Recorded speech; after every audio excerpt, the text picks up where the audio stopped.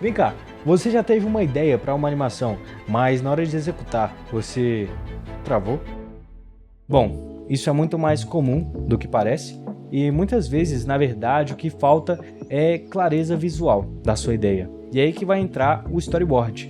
Nada mais é uma representação visual da sua animação em alguns quadros desenhados. É nele que você vai planejar tudo na sua animação: enquadramento, movimentos de câmera, composições, ações dos seus personagens e a ordem em que tudo acontece na sua animação. A princípio, fazer um storyboard pode parecer um pouco complexo, até porque envolve conceitos de cinematografia, atuação e até animação já nessa etapa de board, mas apesar de desafiador, ele não precisa ser um processo tão complicado quanto parece. Prazer, meu nome é Daniel, eu sou o responsável pelos storyboards aqui na FAO e hoje eu quero te mostrar o passo a passo que a gente usa para transformar as ideias dos nossos clientes em animações profissionais. E eu ainda vou te mostrar alguns erros que, se você cometer, podem comprometer totalmente o seu projeto. Eu sei que você já se perguntou algumas vezes como será que são feitos vídeos como esses. E às vezes você pode ter até achado que precisa de algum talento ou um dom para isso. Mas na verdade isso é mentira. Até pessoas que nunca levaram jeito para desenho ou para arte conseguem fazer animações incríveis como essas que eu te mostrei, até porque no final das contas o que realmente importa é a prática, o método certo e a vontade de aprender. Tudo começa aqui, na etapa de briefing, porque é no briefing que você vai definir tudo que o seu projeto precisa. É para isso que ele serve, para ter uma diretriz a ser seguida. E um bom briefing, ele deve responder algumas perguntas. Eu vou listar agora algumas sugestões. Dependendo de cada caso, de cada projeto, você não precisa fazer todas essas perguntas, mas é interessante você já ter essa base para não chegar de mãos atadas na reunião com o seu cliente. A primeira pergunta é: qual que é o objetivo da sua animação? É para promover um produto? É para fazer um lançamento? Para que o cliente está te contratando para fazer esse vídeo? Segundo, qual que é o público-alvo?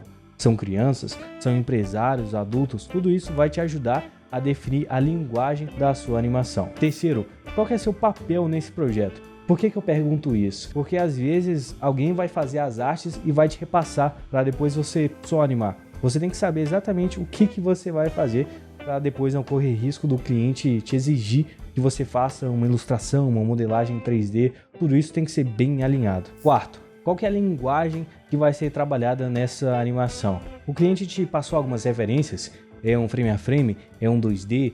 Um 3D? Um stop motion? Todas essas técnicas diferentes exigem diferentes tipos de conhecimento e também carregam uma complexidade única. É muito importante que você saiba exatamente qual tipo de vídeo você vai fazer, até para evitar retrabalhos posteriores. Quinto, qual que é a duração e o formato do seu vídeo? Vai ser um vídeo Full HD, 4K, horizontal, vertical, 30 segundos, 60 segundos, tudo isso é muito importante para você conseguir estimar com mais assertividade quanto tempo você vai demorar para fazer o vídeo, e você também consegue levantar se precisa fazer adaptações para stories, para reels. E em sexto lugar, qual que é a mídia de veiculação dessa sua animação? Porque cada mídia tem suas particularidades. É uma coisa você fazer uma animação para televisão e a outra totalmente diferente fazer uma animação para um telão. E sétimo, qual que é o prazo do seu projeto? É importante que o seu cliente te passe quando ele espera que ele vai receber todos os materiais, porque isso vai te ajudar a avaliar se é viável ou não produzir essa animação no tempo que ele te passou. Isso também vai te ajudar a fazer um levantamento de custos e definir prioridades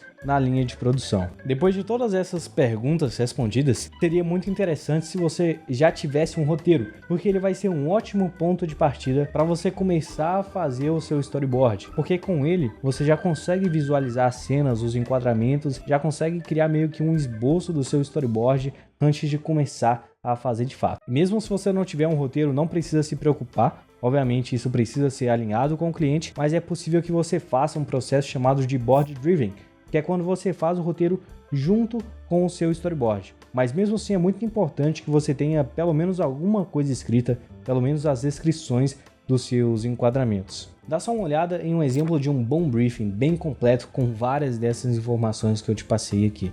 Geralmente o cliente te passa essas informações ou na primeira reunião ou ele te envia uma apresentação com todos esses dados. Mas é muito importante que caso ele não tenha isso, você consiga extrair todas essas informações na reunião com ele. Então aqui a gente tem resposta para todas aquelas perguntas que eu te passei: o objetivo, o público, o seu papel, linguagem visual, duração, formato, mídias e o prazo da sua animação.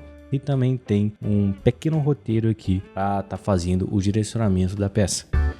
Depois de ter um briefing bem definido, tá na hora de traduzir isso para um storyboard. A primeira coisa que você tem que pensar é: o que a sua cena quer contar?